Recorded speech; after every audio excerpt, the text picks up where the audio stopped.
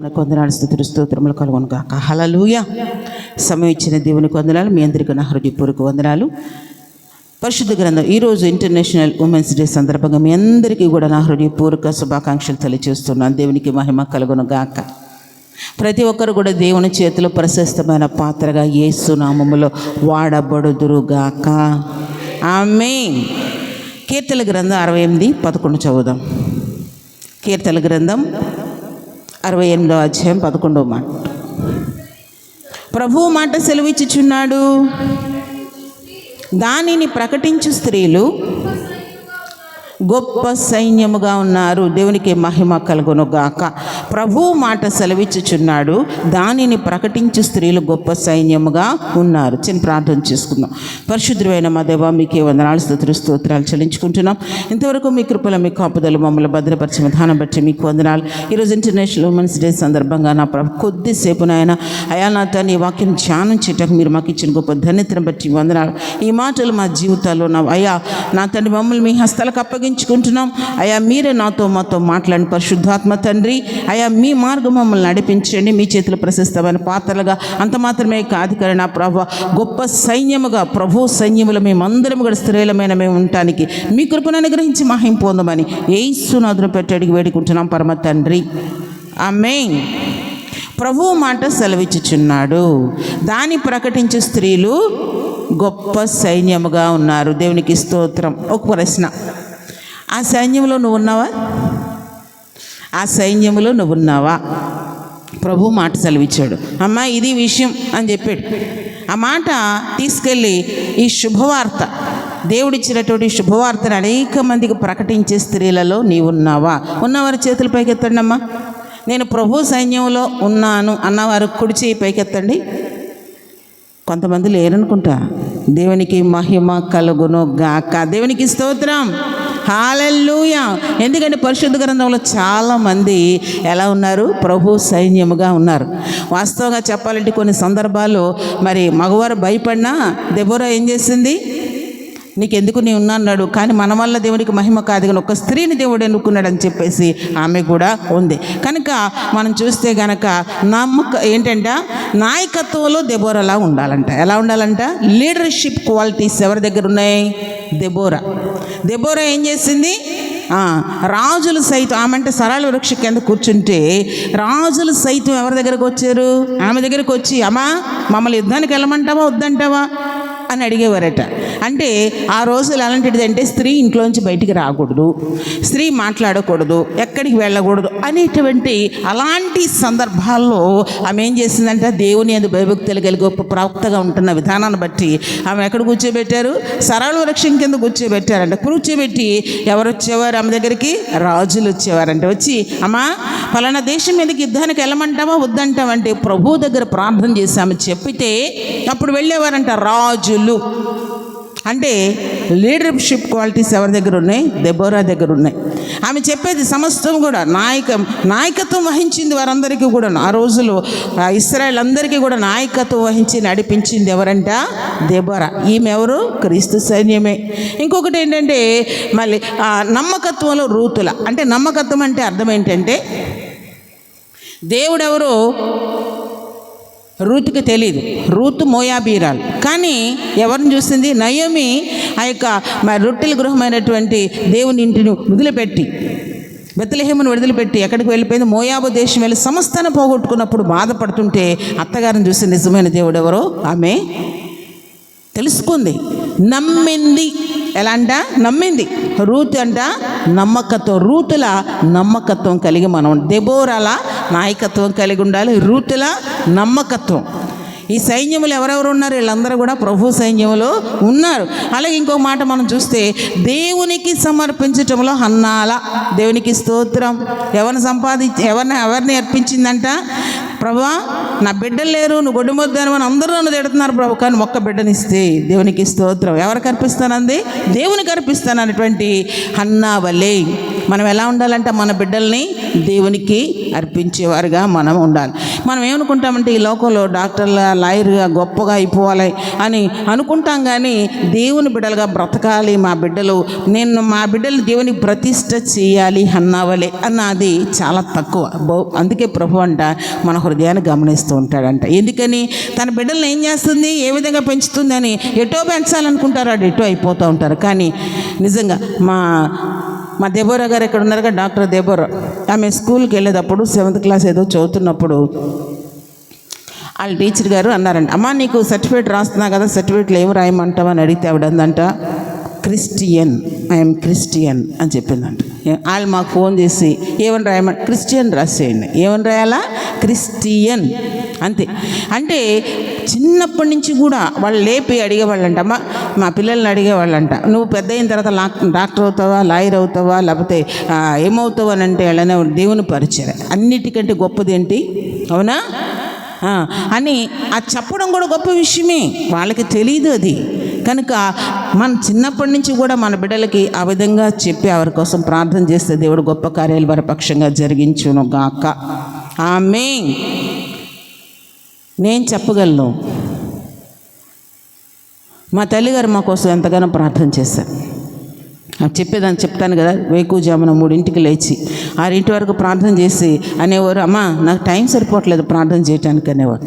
ఏంటంటే ఆమెకి టైం సరిపోతలేదని. నేను అనుకున్న దాన్ని మా అమ్మగారు అంత ప్రార్థన చేసి నేను ఎంత ప్రార్థన చేయాలి, నాకు దేవుడిచ్చిన బిడ్డలు 3 బిడ్డలు ఉన్నారు, ఆత్మీయ బిడ్డలు అనేక మంది ఉన్నారు, వీళ్ళ కోసం ఎంత ప్రార్థన చేయాలని నేను నా టైం నేను ఎలా సెట్ చేసుకున్నానంటే 3 నుంచి 6 వరకు అని కాదు, కానీ ఎవరికి ఏ పరిస్థితులు నేను ఏ పని చేసుకుంటున్నా, ఎవరు ఎలా ఉన్నారో, ఎవరు ప్రార్థన చేయమని అడిగారు, వారందరి కోసం కూడా నా మనసులో దేవుని స్తుతిస్తానే ఉంటా. దేవునికి మహిమ కలుగును గాక.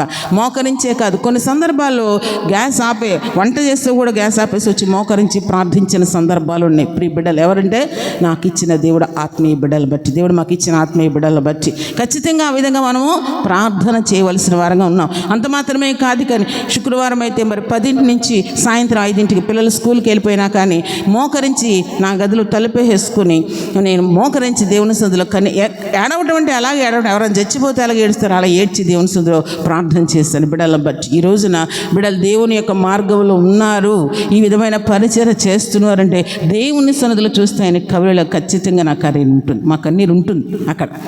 అది గుండె మీద చేసుకొని చెప్పొచ్చు, ఖచ్చితంగా చెప్పొచ్చు. ఎందుకంటే అంత కన్నీరు దేవుని సన్నిధిలో ఉందో కనుక దేవుడు ఎప్పుడు కూడా బిడ్డల్ని విడిచిపెట్టాడు. ఈ రోజున ఈ యొక్క ఉమెన్స్ డే సందర్భంగా మనం నేర్చుకోవాల్సింది ఏంటంటే మన బిడ్డలను బట్టి, అంత మాత్రమే కాదు కానీ నశించిపోతున్న బిడ్డలను బట్టి కూడా ప్రార్థించవలసిన అవసరత ప్రతి తల్లికి ఎంతైనా ఉన్నది. దేవునికి మహిమ కలుగును గాక. దేవునికి స్తోత్రం. ఒకటే అనుకోవాలా, మీరెంత ప్రార్థన చేస్తారో మీ బిడ్డలు అంతగా దీవించబడతారు, మీరెంతగా ప్రార్థన చేస్తారో మీ కుటుంబం అంతా వర్ధలతో ఖచ్చితంగా ఉంటుంది. దేవునికి స్తోత్రం.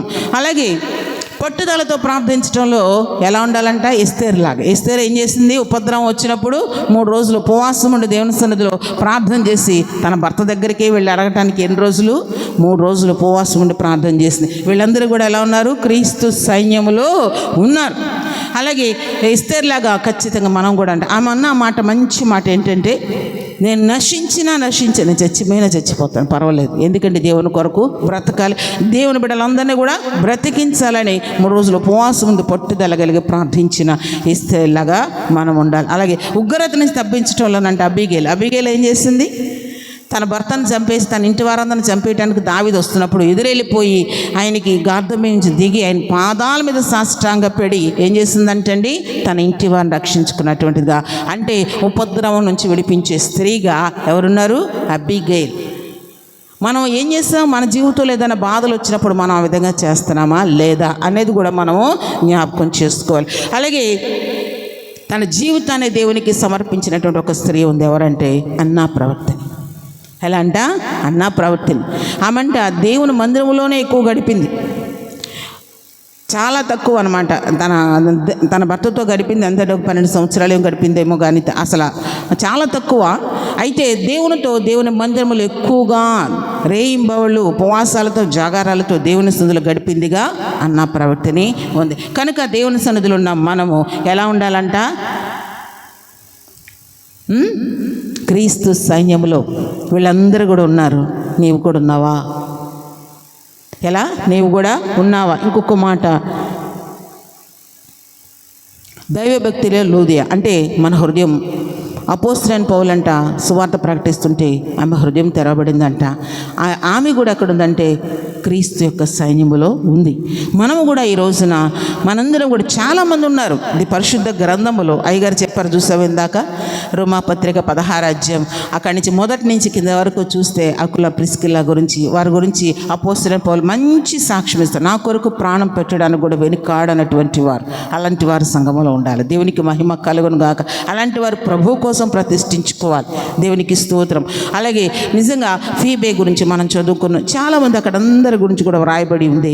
కనుక ఆమె తల్లి నాకును తల్లి అని అక్కడ వ్రాయబడి. కనుక దేవుని సన్నిధిలో ఉన్న మనం కూడా ఎలా ఉండాలి? దేవుని యొక్క సైన్యములో ఒక స్త్రీగా, ఆయన సైన్యములో ఒక స్త్రీగా ఉండాలంటే వీళ్ళందరికీ ఒక్కొక్క క్వాలిటీ ఉంది. ప్రార్థనలోనో మరి లేకపోతే బిడ్డలను ప్రతిష్ఠించడంలోనో దానిలో ఒక క్వాలిటీ ఉంది. మరి మనకే క్వాలిటీ ఉంది?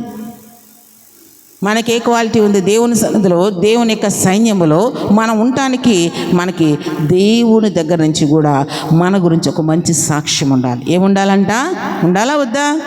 సాక్ష్యం లేకుండా దేవుడు అంటున్నాడు, సంఘములోనంట సేవకుడితో మంచి సాక్ష్యం ఉండాలి, సంఘంతో మంచి సాక్ష్యం ఉండాలి, ప్రభువుతో మంచి సాక్ష్యం ఉండాలి. అప్పుడు ఎక్కడ ఉంటాం మనం? ఖచ్చితంగా ఈ సాక్ష్యం, మంచి సాక్ష్యం కలిగి ఉన్నప్పుడంట ప్రభువుతో యుగయుగాలు జీవించే ధన్యత దేవుడు మనకి ఇస్తాడు. కనుక నిందారహితులుగా చూడండి, పరిశుద్ధ గ్రంథంలో ఉన్నటువంటి బిడ్డలందరికీ కూడా ఒక మంచి క్వాలిటీస్ దేవుడు చెప్తూ ఉంటాడు. అది స్త్రీలకైనా పురుషులకైనా నిర్దోషులు, నిర్దోషులు, దేవునితో కూడా నడిచినవారు.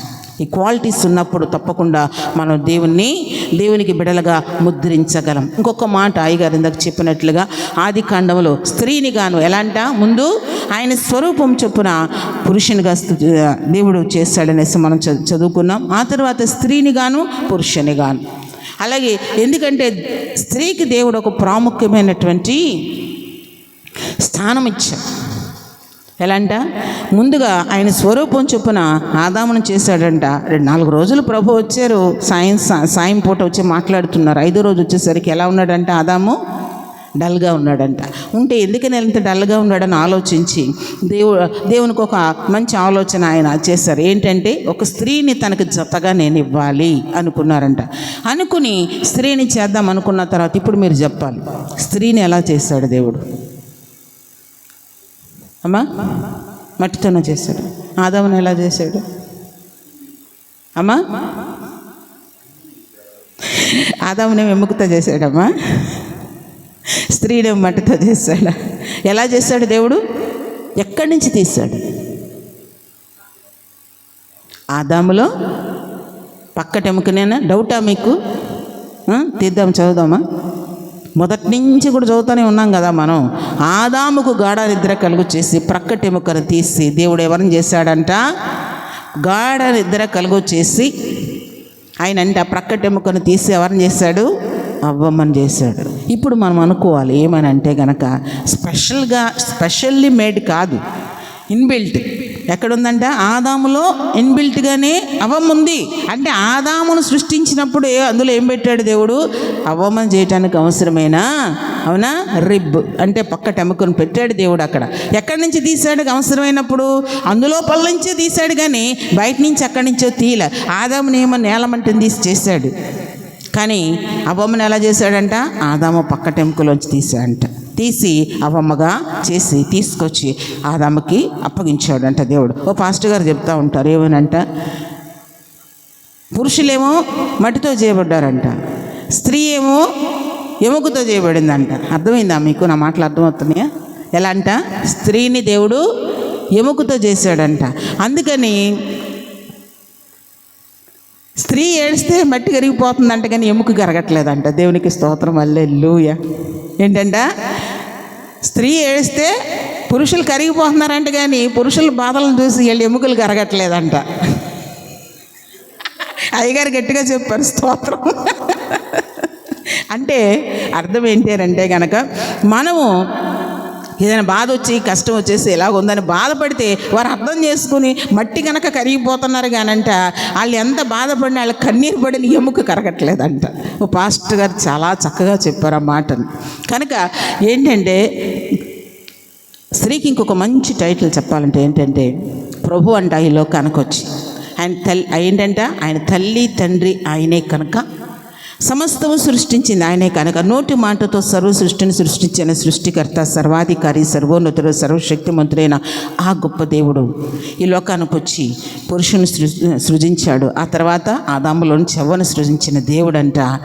ఏంటంటే ఆయన రోజు వచ్చి వారిని కలుస్తూ ఉండేవారు, కానీ ఆయన రోజు వచ్చంట మనుషులతో సహవాసం చేయటానికి ఆయన ఒక రాలేని పరిస్థితి. ఎందుకంటే వీళ్ళు పాపం చేసి వీళ్ళు మరి దేవునికి దూరం అయ్యారు కనుక దేవుడు ఏం చేశాడంట, ఆ ప్రేమనంట స్త్రీకి పెట్టాడంట. దేవునికి స్తోత్రం.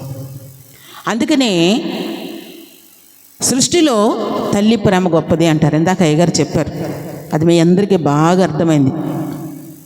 నిజమే, నిజంగా అసలు మా అత్తగారికి అయ్యగారు అంటే చాలా ఇష్టం. నా పెద్ద కొడుకు అంటానే ఉండేవారు.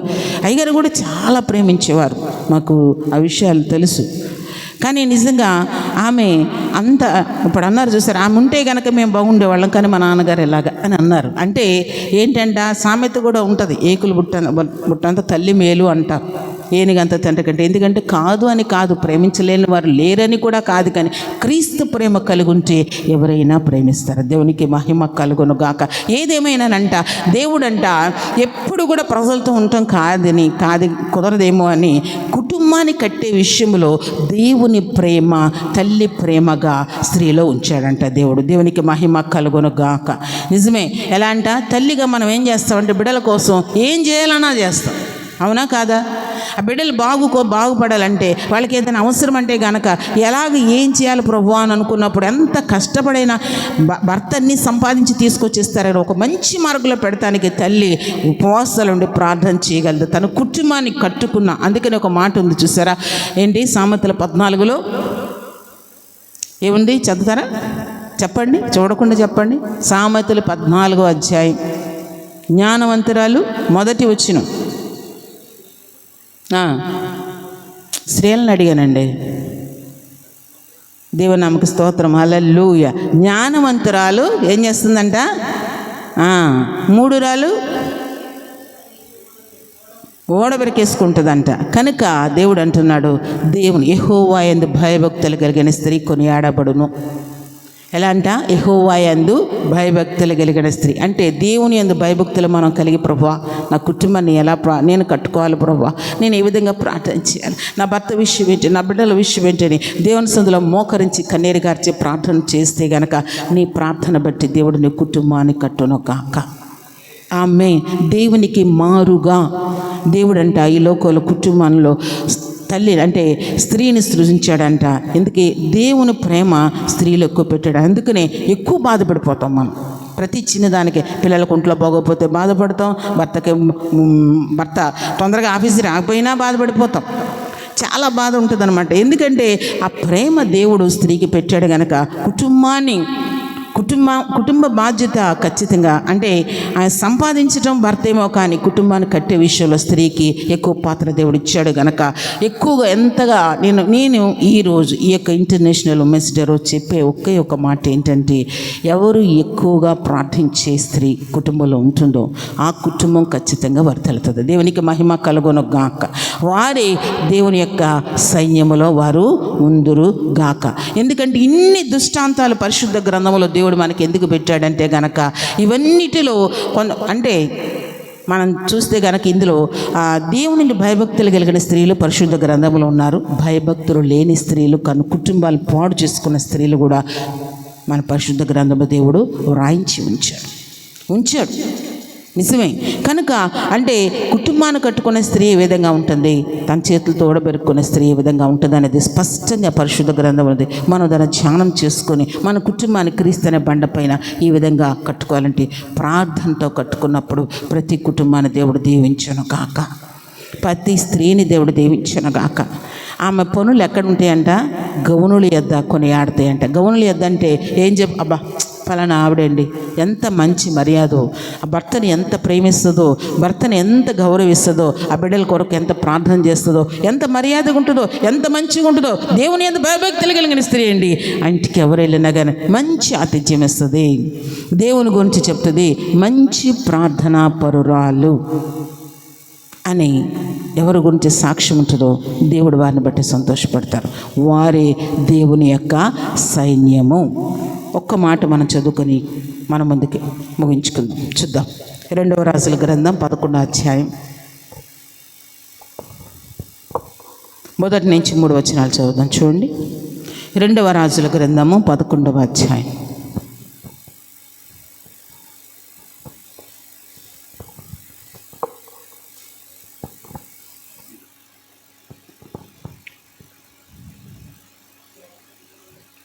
రెండవ రాజుల గ్రంథము 11వ అధ్యాయం 1 నుంచి 3 వచనాలు నేను చదువుతాను.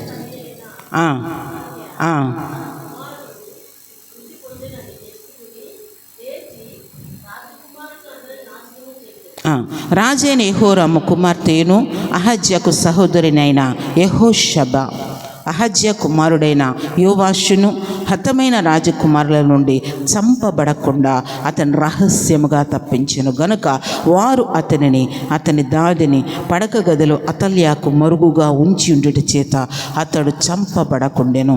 అతల్య దేశం ఏలుచుండగా అతడు 6 సంవత్సరాలు యెహోవా మందిరమందు దాదితో కూడా దాచబడి ఉండెను అని. ఇక్కడ మనం చూస్తే గనక తల్లి ఎవరు? అతల్య. కుమార్తె ఎవరు? యెహోషబా. మీకు బాగా ఇది చదివితే అర్థం కాదు, నేను చిన్న మాట మీకు చెప్పేస్తాను. తల్లి ఎవరు? అతల్య. అతల్య ఎలాంటిదంట? బహు భయంకరమైన విగ్రహారాధకులు, దేవునికి వ్యతిరేకంగా బ్రతికేది. ఆమె కడుపున అంటే అతల్య యెహోరాము యొక్క కుమార్తె ఎవరు అంటే గనక ఆమె యెహోషబా. ఆమె కుమార్తె పేరేంటి? యెహోషబా. ఆమె ఒక యాజకుని పెళ్లి చేసుకుంది. అయితే ఈమె ఏం చేసిందంట, రాజ్యకాంక్షతో అహజ్యా అంటే ఈమె అతల్య ఏం చేసిందంటే తన కుమారుడు చనిపోయాడని తెలిసిన తర్వాత ఉన్నటువంటి మనవళ్ళందరినీ కూడా నాయనమ్మ చంపించేసిందంట. ఎలాగంట? చంపించేసింది. ఎందుకంటే ఈమె రాణి అవ్వటానికి. ఈమెకి రాజ్యకాంక్ష ఉండి ఏం చేస్తుంది, అందరినీ కూడా చంపించేసిందంట. చంపించేస్తున్న సందర్భంలో తన గర్భాన్ని పుట్టినటువంటి యెహోషబా అనే ఆమె ఏం చేసిందంటే ఆ యెహోషబా అంటే ఏమవుతుందంటే తన చనిపోయినటువంటి తన అన్నగారి కుమారుడు ఒక బాబు ఉంటే ఆ బాబుని పడకటింటిలోంచి దొంగతనంగా ఆ దాది చేత రప్పించి ఆ బిడ్డను తీసుకెళ్ళి ఎక్కడ పెంచిందంట? దేవుని మందిరములో 6 సంవత్సరాలు పెంచిందంట. దేవునికి మహిమ కలుగును గాక. సొంత తల్లి చంపించేస్తాను, సొంత కూతురు ఏం చేస్తుంది, ఆ బిడ్డ చనిపోకుండా కాపాడు. మీకు ఇక్కడ చెప్పవలసిన ఒక ముఖ్యమైన విషయం ఏంటంటే సాతాను ఏం చేస్తాడంటే యేసయ్య పుట్టినప్పుడు కూడా మరి అక్కడ 2 సంవత్సరాల లోపల వాళ్ళందరినీ కూడా చంపేశారు కదా, చంపేశారు. ఎందుకంటే అందులో యేసయ్య కూడా చనిపోతాడని దాని ప్లాన్. అయితే ఇక్కడ కూడా ఏంటంటే ఈ అబ్బాయిని చంపించేస్తే కనుక అక్కడితోటి ఇశ్రాయేల్ రాజ్యం ఖతమైపోతుంది. ఈ ఇశ్రాయేల్ రాజ్యంలోంచి యేసయ్య రావాలి, దావీదు కుమారుడిగా యేసయ్య రావాలి. యేసయ్య రావాలంటే ఇశ్రాయేల్ వంశం మిగిలి ఉండాలంటే ఈమె ఏం చేసిందంటే యెహోషబా ఏం చేసింది తెలుసా? తన అన్నగారి కుమారుని దొంగతనంగా దాది చేత తెప్పించి ఎక్కడండి పడగటింట్లోంచి దొంగతనంగా తెప్పించేసింది. లేదంటే ఆ బిడ్డను కూడా తన తల్లి అతల్య చంపించేసి తీసుకొచ్చి ఎక్కడ పెట్టిందంట? దేవుని మందిరంలో పెట్టి 6 సంవత్సరాలు తన భర్త యాజకుడిగా ఉండి ఆ బిడ్డని పెంచారు. పెంచిన తర్వాత ఒక గొప్ప ఆ యొక్క దేశానికి అతల్యాన్ని తీసి అక్కడ పక్కన పెట్టి ఆ యొక్క దేశానికి ఆ బిడ్డని రాజుగా చేశారు. దేవునికి మహిమ కలుగును గాక. అంటే మనం తను ఏం చేసుకుంది, తన బిడ్డలందరినీ తన మనవలందరినీ తనే చంపించేసుకొని తన కుటుంబాన్ని నాశనం చేసుకుందిగా అతల్య. అంటే తన గర్భాన్ని పుట్టినటువంటి యెహోషబా ఏం చేస్తుందంట? రక్షించేదిగా, దేవుని యొక్క ప్రణాళికను కొనసాగించేదిగా. అంత మాత్రమే కాదు కానీ ఇశ్రాయేలుల వంశములో నుంచి ఎవరు రావాలి? యేసయ్య రావాలి. ఒకవేళ అక్కడ ఆ బిడ్డ చనిపోతే కనుక ఏసే వచ్చే మార్గమే లేదు. కనుక దేవుడు ఏం చేశాడు, యెహోషువ సొంత కుమార్తెని నిలబెట్టి దొంగతనంగా బిడ్డను తీసుకొచ్చి దేవుని మందిరంలో 6 సంవత్సరాలు ఆ బిడ్డని పెంచి ఆ తర్వాత అతల్య చంపేసి ఆ బిడ్డని రాజుగా చేశారంట. దేవునికి స్తోత్రం, హల్లెలూయా. అంటే దేవుని యొక్క చిత్తాన్ని నెరవేర్చడానికి దేవుడు అంట చేయి చాపినప్పుడు ఆయనకి ఆయన చేతిలోకి వచ్చేటటువంటి పాత్రగా మనం ఉండాలంట. దేవునికి మహిమ కలుగునుగాక. ఆ విధంగా యెహోషువ అనే దేవుడు ఏర్పాటు చేసుకున్నాడు. కనుక కుటుంబాన్ని నాశనం చేసుకోవాలన్నా, కుటుంబాన్ని కట్టుకోవాలన్నా అది స్త్రీ చేతిలోనే ఉంటుంది. కనుక ఎలా ఉండాలంటండి, అతల్యలాగా కుటుంబాన్ని పాడు చేసుకొని నాశనం చేసుకొని తన జీవితాన్ని భయంకరంగా అంతం చేసుకొని చంపబడింది తను. కానీ తన కుమార్తె తనన్న కొడుకుని కాపాడింది. చాలామంది ఏం చేస్తామంటే మన బిడ్డల కోసమే మనం ప్రార్థన చేస్తాం, మన బిడ్డల కోసమే పాటుపడతాం. అబ్బో మా బిడ్డలు కానీ ఇతరుల గురించి కూడా మనం ప్రార్థన చేయాలి. ఆమె పేరు పరిశుద్ధ గ్రంథములో వ్రాయబడింది. ఎందుకో తెలుసా, తన మేనలుడిని నిలబెట్టింది, రాజుగా చేసింది, ఒక మంచి మేనత్తగా యెహోషువ ఇక్కడ ఉంది. కనుక మనము కూడా ఒక మంచి తల్లిగా ఎలా ఉండాలంట, ఒక మంచి మన దేవునికి ఇష్టమైన కుమార్తెగా మనం ఉండాలి, మంచి భార్యగా ఉండాలి, మంచి భర్తకు మంచి భార్యగా, బిడ్డలకు మంచి తల్లిగా అని. అలాగే మరి నిజంగానే ఇక్కడైతే ఏమైతే ఒక మంచి మేనత్తగా కూడా ఉన్నట్లుగా మనం చూస్తాం. నేనైతే ఇప్పుడు ఒకటే ప్రార్థన చేసుకుంటాను, ప్రభువా మీకు ఇష్టమైన కుమార్తెగా నేను ఉండాలి, నా భర్తకు నీ మంచి భార్యగా, నా బిడ్డలకు మంచి తల్లిగా, అనేక మందికి మంచి ఆత్మీయ తల్లిదండ్రులుగా మేము ఉండాలి ప్రభువా, అట్టి దేవుని మాకు దయచేయి అని అడుగుతాం. దేవుడు ప్రతి ఒక్కరిని దీవిస్తున్నాడు, ప్రతి ఒక్కరి విషయంలో గొప్ప కార్యములు దేవుడు జరిగిస్తున్నాడు. ఈ పరిచర్యలో దేవుడే నాయకుడిగా ఉండి మనందరూ కూడా నడిపిస్తున్నాడు. కనుక ఎంతమంది అయితే ఇక్కడ ఉన్నామో మనందరం కూడా పరలోక రాజ్యానికి వారసులుగా ఉన్నప్పుడు, ఒకవేళ దేవుని యొక్క రాకడొచ్చి దేవుడు మన దగ్గరికి వచ్చామా, మంచి భర్తనిచ్చాను నీకు, మంచి బిడ్డలను ఇచ్చాను నీకు, నీ కుటుంబాన్ని ఈ విధంగా నువ్వు నడిపించావు, నీ కుటుంబం కోసం నువ్వు ఎంత ప్రార్థన చేసావు, నీ ప్రార్థనా జీవితం ఏంటి అనే లెక్క అడిగితే ఆయనకి లెక్క చెప్పవలసిన వారంగా మనం ఉన్నాం. ఉమెన్స్ డే కనుక ఇది ఖచ్చితంగా మనం జ్ఞాపకం చేసుకోవాలి. ఎందుకంటే మనం చూస్తే ఆదాము అవ్వల్ని దేవుడు చేసిన తర్వాత ఏమన్నాడంటే, దేవుడు ఆ ఒక్క చెట్టు పళ్ళు తప్పనిచ్చి మిగతా ఎన్ని తినడం దేవుడు చెప్పాడు. కానీ వాళ్ళు ఏం చేశారు, వద్దన్నదే తిన్నారు. అప్పుడు వచ్చి అవ్వమ్మని దేవుడు అడుగుతున్నాడు, నేనేం చేయమన్నాను నువ్వేం చేస్తావు అని అడిగాడు. ఏమని అడిగాడు, నేనేం చేయమన్నాను నువ్వేం చేస్తావు అని అడిగాడు అవ్వమ్మని. మనల్ని అడగడా, మన లెక్క అడగడా, అడుగుతాడు.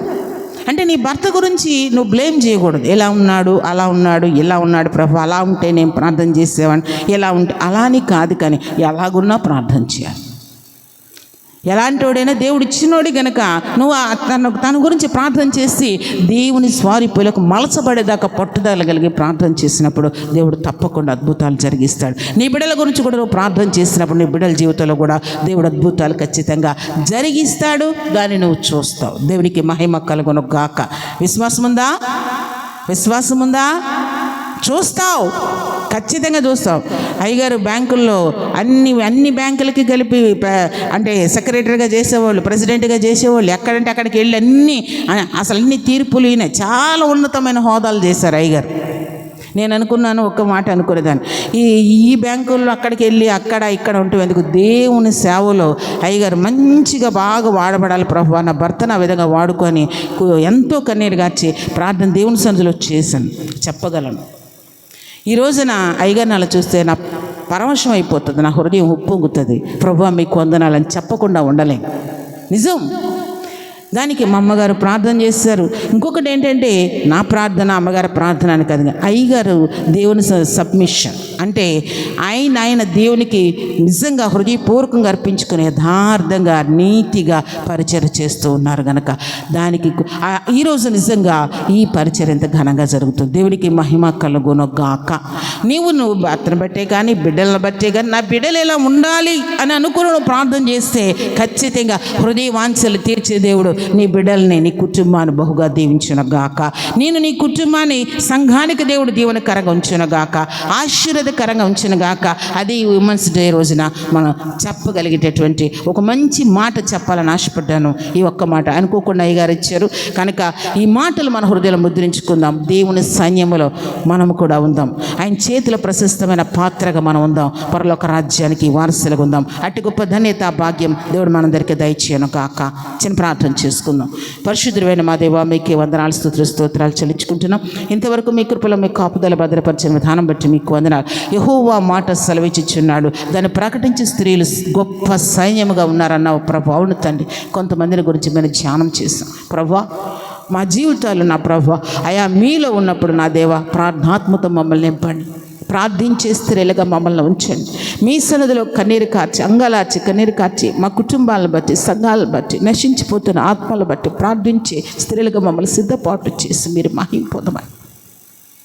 అయ్యా, ప్రార్థన చేస్తామంటే చేస్తామని కాదు, కానీ దాని ప్రతి ఫలము కూడా మా కనులారా చూచుట మీ కృప మాకు దయచి. భర్తను బట్టి ప్రార్థన చేసిన, బిడ్డలను బట్టి ప్రార్థన చేసిన, ఎవరిని బట్టి ప్రార్థన చేసిన మా ప్రార్థనకి ప్రతిఫలం చూసేంత వరకు కూడా అయా నా తండ్రి, నా ప్రభువా, అటు పట్టుదల కలిగి ప్రార్థించే ప్రార్థనా యోధులుగా దేవుడు యేసునామములో ఒక్కొక్కరిని ఇక్కడున్న బిడ్డలందరూ కూడా దేవుడు ఆ విధంగా మలచును గాక, మార్చును గాక. Glory to the Jesus. అయ్యా నా తండ్రి నాయన, సమాధానము పొందుకునే ప్రార్థన నా ప్రభా, జవాబు పొందుకునే ప్రార్థన చేసే ప్రార్థన యోధులుగా ఒక్కొక్కరిని కూడా నా ప్రభా యేసు నామములో దేవుడు సిద్ధపాటు చేయను గాక. ఆయన చేతిలో ప్రశస్తమైన పాత్రగా దేవుడు మలచును గాక. ఏదో కొద్ది ప్రార్థన చేసి మేము ప్రార్థన చేస్తామంటాం కాదు, కానీ దేన్ని బట్టి ప్రార్థన చేస్తున్నాము జవాబు పొందుకునే ప్రార్థన చేయగల శక్తిని ప్రతి ఒక్కరికి దాయించి, కుటుంబాన్ని నా ప్రభు ప్రార్థన లేకుండా కూల్చివేసుకునే వారిగా కాదు, కానీ ప్రార్థనతో నా ప్రభు క్రీస్తు అనే బండపైన ప్రతి కుటుంబం కట్టబడాలి, సంఘాలకు కట్టబడాలి. అటు గొప్పదాన్ని ప్రతి ఒక్కరికి దాయిచ్చి ప్రభు మా జీవితంలో ప్రార్థనే ఊపిరిగా మేము ఉండాలి నాయన. అయా ప్రార్థనే నా ప్రభా, అయా నా తన పట్టుదలగలిగి మీ సరిగా చీరగలిగిన ప్రార్థన చేయటంటే ప్రార్థనాత్మతో మళ్ళీ నింపి దీవించి ఆశీర్వదించు. మా కుటుంబాలు దీవించబడాలి, మా సంఘాలు దీవించబడాలి. మీకు మహిమకరంగా మేము ఉండాలి. ఎందుకంటే అయా మీరు మధ్యాకాశానికి వచ్చినప్పుడు నా ఎత్తబడే పరిశుద్ధుల గుంపులో మేము ఉన్నప్పుడు నా అయా మీరు అడిగినప్పుడు అమ్మా నువ్వు ఏం చేస్తావంటే ప్రభా నిజమేనా, వీళ్ళకి నా భర్తల గురించి ప్రార్థన చేస్తాను, నా బిడ్డల గురించి ప్రార్థన చేస్తాను, నశించిపోతున్న ఆతలు బట్టి నేను కన్నీరు కార్చాను, ఉపవాసం ఉన్నాను, ప్రార్థన చేశానని సంతోషంగా మీకు చెప్పే స్థితి మాకు తెచ్చి సిగ్గుమాలిన ముఖాలతో తల ఉంచుకొని ఉంటాం కాదు నాయన. మీ సన్నిధిలో సమాధానం చెప్పగలిగినటువంటి నేను ప్రార్థన జీవితం మాకు దయచి, అనేక ఆత్మల పరిస్థితికి నడిపించగల శక్తిని మాకు దయచే స్వామి. అంటే ప్రార్థనాత్మతో నింపడి జై జీవితం మాకు దయచి ప్రభు మాట సెలవిచ్చినప్పుడు ఆ మాటకు లోబడి నాయన అయా నా తని గొప్ప సైన్యముగా వారు ఉన్నారని ఆ సైన్యములు మేము ఉండటానికి నాయన అటు గొప్ప ధన్యత భాగ్యం అందరికీ దయచేసి మీరు మహిమ పొందమని సమస్త మహిమ ఘనత ప్రభావం మీకు అర్పిస్తూ మా కొరకు త్వరలో రానయ్యన్న ప్రభువైన యేసుక్రీస్తు ప్రశస్త నామమును బట్టి అడిగి వేడుకలు పొందుకుంటున్నాం పరమ తండ్రి. Amen, amen. God bless you all. దేవుడు అందరిని దీవించును కాక. ఆమేన్.